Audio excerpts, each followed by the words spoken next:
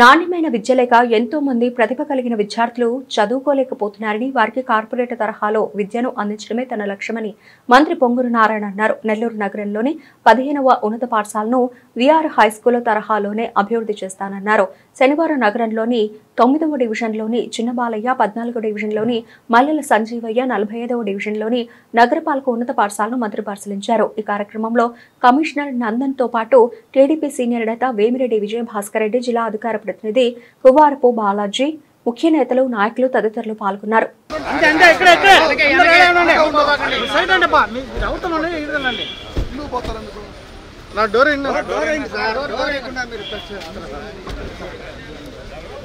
Sir మీరు side రండి sir, ఎదురుగా నిలబడి ఉన్నారు.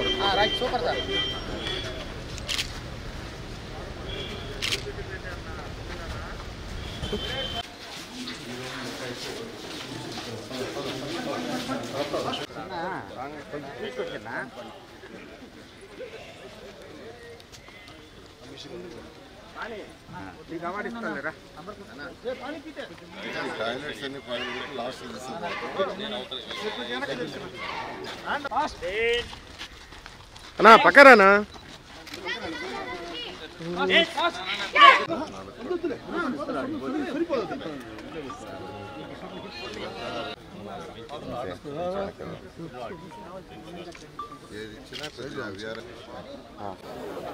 నిన్న ఈ రాష్ట్రంలో మహిళలకి ఉచిత బస్సు ప్రయాణం ప్రారంభించడం జరిగింది. మహిళల యొక్క ఆనందానికి అంతులు లేవు. ఎంతోమంది ఫోన్లు చేసి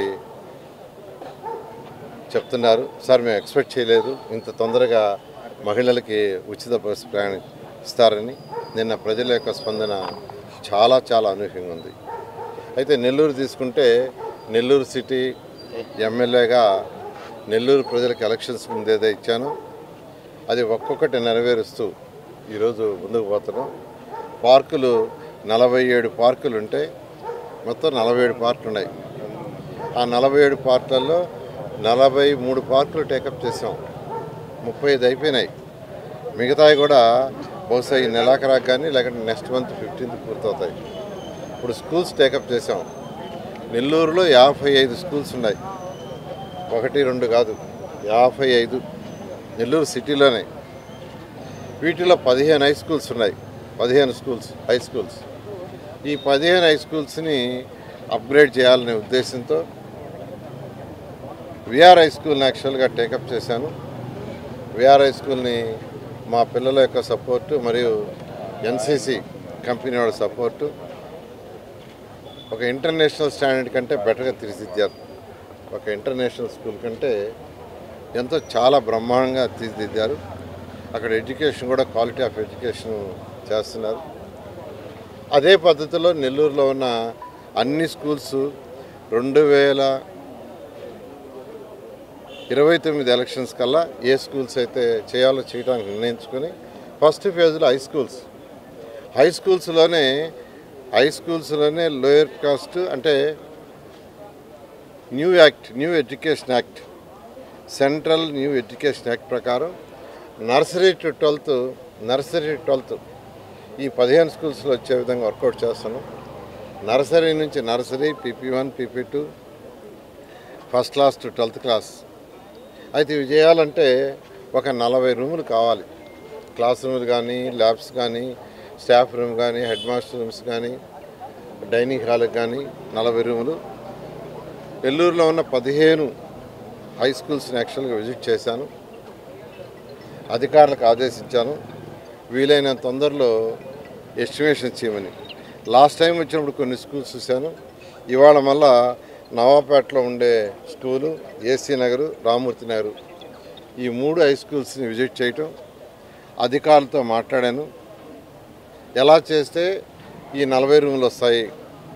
ఎందుకంటే ఒక స్కూల్ అంటే దానికి అన్ని ఫెసిలిటీస్ ఇవ్వాలి, గ్రౌండ్ ఇవ్వాలి, పిల్లలకి చక్కగా ల్యాబ్స్ ఉండాలి, కంప్యూటర్ ల్యాబ్స్ ఉండాలి, ఈరోజు రోబోటిక్ ల్యాబ్స్ ఉండాలి, physics lab, chemistry lab, biology lab, తర్వాత dance room, music room, other activities room, ఇలా అనేక ఉండాలి. అవన్నీ ఉండాలంటే ఒక 40 రూముల వరకు కావాలి.